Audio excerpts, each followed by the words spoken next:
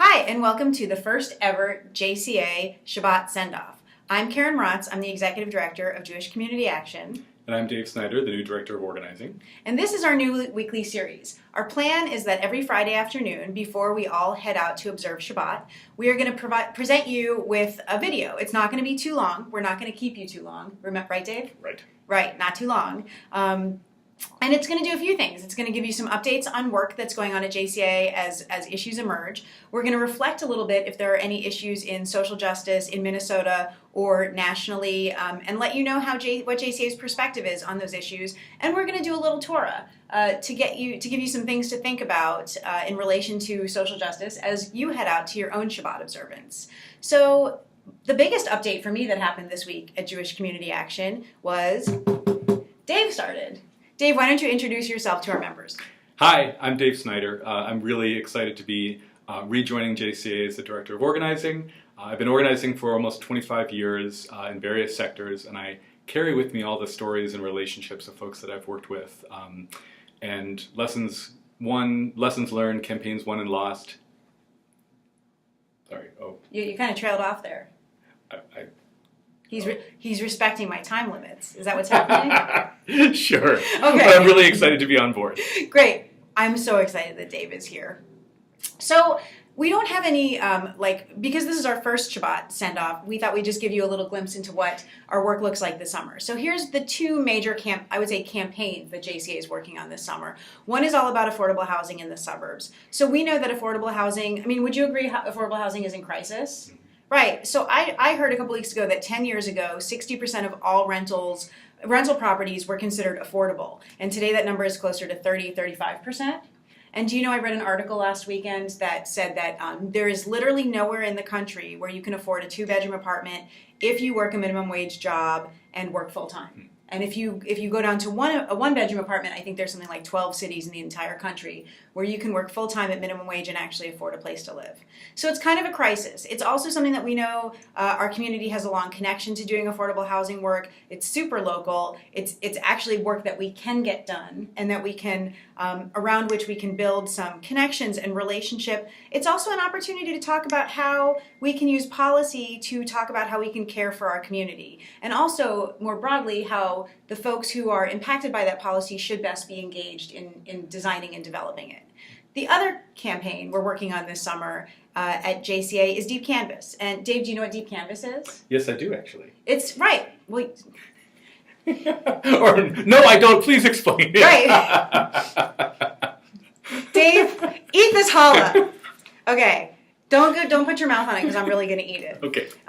So Deep Canvas is, it's kind of the midpoint between a quick door knock and a one-to-one conversation. So it's canvassing, it's getting out, it's getting on doors, and it's having like a 15-20 minute conversation with folks about values and building connections around values, bridging differences, and making deeper connections around the issues that we work on. We're doing some deep canvas in the suburbs right now around race that will connect hopefully back to our criminal justice work in the fall. If you want to get involved, and this will be true of all of our Shabbat send-off videos, if you want to get involved in any of this work, either comment on this video or message us on Facebook or wherever you saw this video. Dave, do you want to give us a little bit more details about any campaign updates of what's going on right now? Sure. Well, it's been a great week for the affordable housing work. We had our big gathering at Adath on May 17th, and since then, all the different community housing teams that we're working on have been meeting since that meeting, and then we're getting back together on June 28th, all the different community housing teams all over the West Metro in Minneapolis.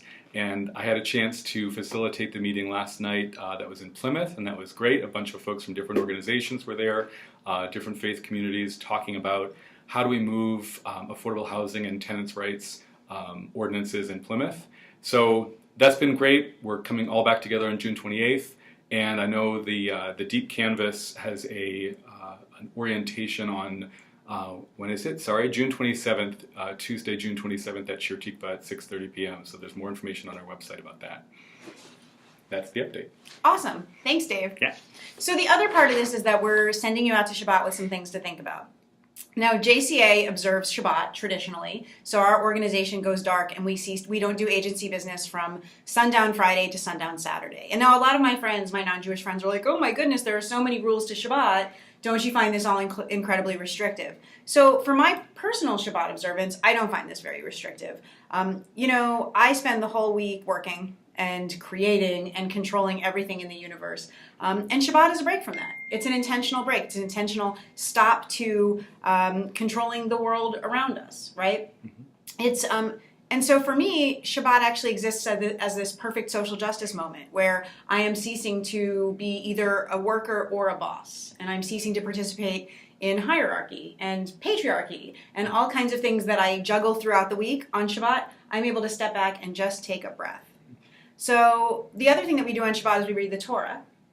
And so Dave is going to provide a little drash. Dave's gonna teach a little Torah. This is the Torah portion for the week. And he's going to do it in under 3 minutes. Okay, here we go.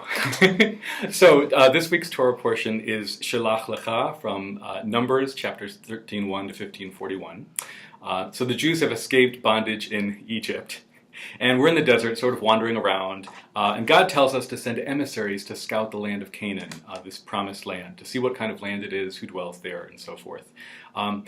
We get over there, we look around, and we get totally freaked out. We lose it. The emissaries get a glimpse of a future of abundance, of possibility, of liberation from wandering in the desert that completes our liberation from Egypt, from bondage, and we lose it. And then we go back to the tribe, the wandering tribe, and we get everybody else to lose it too. We all completely freak out. The emissaries come back. We're good at that. Yes, we are. They say, there's giants. There's literally giants wandering around Canaan. We're never going to beat them. We're never going to take control of the land. We're never going to be truly free. And so, chapter 14:1, the whole community breaks into loud cries. They say, if only we had died in the land of Egypt. Maybe we'll get to die in this wilderness. Wait. Yeah. If only we had died in the land of Egypt. If only we had died. If only we had died. Yeah. Thank you. And finally, they finish, the whole community says, let's head back to Egypt. Let us head back to Egypt. God is not very pleased with this, as you might imagine. In fact, God wants to wipe out the whole tribe. God's pissed off. Moses steps up and convinces God, don't wipe everybody out. That would look bad. And so God ends up saying, okay, all the emissaries who freaked out and lost it, you're going to die in the desert. Caleb and Joshua, the two emissaries that actually kept faith that we could achieve liberation and take this land, they get to survive. But really for the whole community that allowed ourselves to lose hope that we would be ultimately liberated, we're forced to wander in the desert for 40 years, and only our children will see the land of Canaan. If only we might die in this... If only we might die in this wilderness. Sometimes we're paralyzed, I think, by oppression and suffering, but sometimes we are paralyzed just at that moment when we're called to lift our eyes, lift our heads, and imagine what a world transformed by justice might look like. Sometimes we're paralyzed just when the edge of the curtain of tyranny is lifted and the word goes out that it's time to rise up and push back. Mm-hmm. And that for all of us, the whole tribe and the strangers that are with us, that we don't need to die in this wilderness. I think in this Parsha, there's a call to keep alive our most radical, transformative moral vision, and a call to recognize and name and hold our internal discomfort and resistance to transformative action against injustice. So that's what I'm taking from this Parsha. Dave, that's beautiful. Thank you. Do you need some challah? I do need some challah now. And that's it for our Shabbat Sendoff, our first one. If you liked it, send us an email and tell us. Like it on Facebook. Like it on Facebook. Share it on Facebook. Mm-hmm. If you don't like it, just don't share. Just keep it to yourself. And we'll see you next week. Shabbat Shalom. We hope that you have a meaningful observance in however you do it. Shabbat Shalom.